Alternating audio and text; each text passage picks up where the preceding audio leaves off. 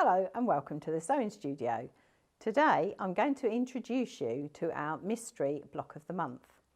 Every month I will show you how to make a block, and then those blocks will all be put together towards the end of the year. So you'll have a lovely Christmas wall hanging. It'll measure approximately 16 by 24. So what are you going to need for this?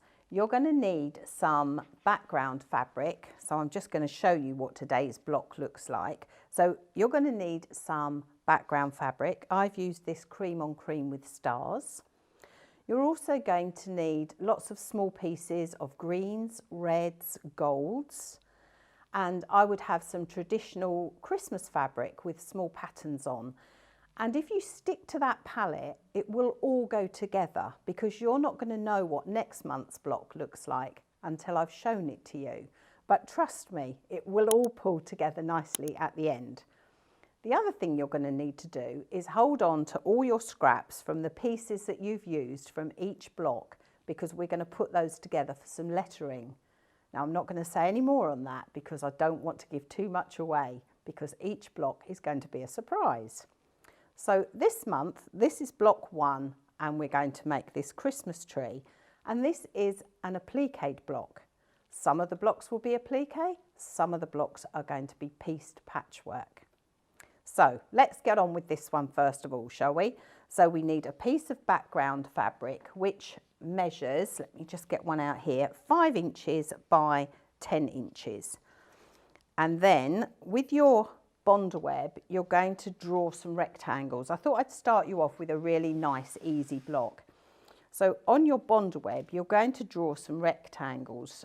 So you're going to have a stem which is 2 inches in length and it is ½ an inch across.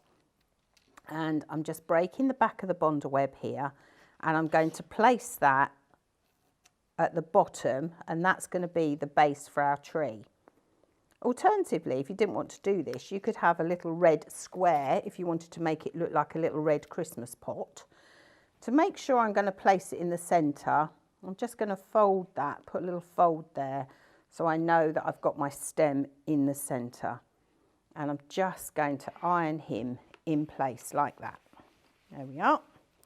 So then our bottom block, this one here, you might want to just have a closer look at that one. This one measures 4 inches by 1 inch.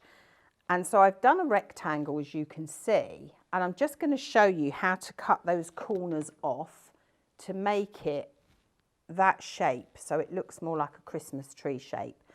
So just fold it in half with your scissors, just cut across like that, so that you cut your corners, and then again you break the back of your bond web and you place it.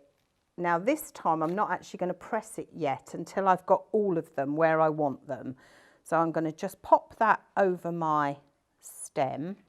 And then the next one, this measures 3½ by 1 inch. So I'll just repeat the first one. That's 4 inches by 1, then 3½ by 1, and I've already cut those corners off. And I'm just going to place that there. As I say, I'm not going to press it yet because I want to make sure that I've got them all where I want them. The next one is 3½ by 1. And cut your corners off, and then I'm going to place that next. The next one is 3 by 1 inch. I'll place that next. And I've managed to lose this one, but anyway, you get the gist. So that last one would be 2. So let's go back to the beginning. So we've got 4, 3½ 3, 2½, and then we would have 2, and then we would have the triangle on top. And what I've done on this one is, so I would then press them all in place, but you get the idea. So what I've done with this one is I've already stitched the button on, but I would recommend that you save all your embellishments until we've got the top together, because I've found in the past that if I put the embellishments on as I go, when I try to sew it all together, I can't keep it smooth. So when the whole thing's finished, then I'll embellish it. So you can put a button there, you could put some little bells and beads, and you can decorate it and make it your own. So that is how we make block 1. So for block 2, we'll be here the same time next month. So if you like what you see, make sure you subscribe. That way you'll get the information for the following block. And as I say, towards the end of the year, we'll pull it all together and you'll have a gorgeous wall hanging. So have fun. I look forward to seeing you next time here in the sewing studio.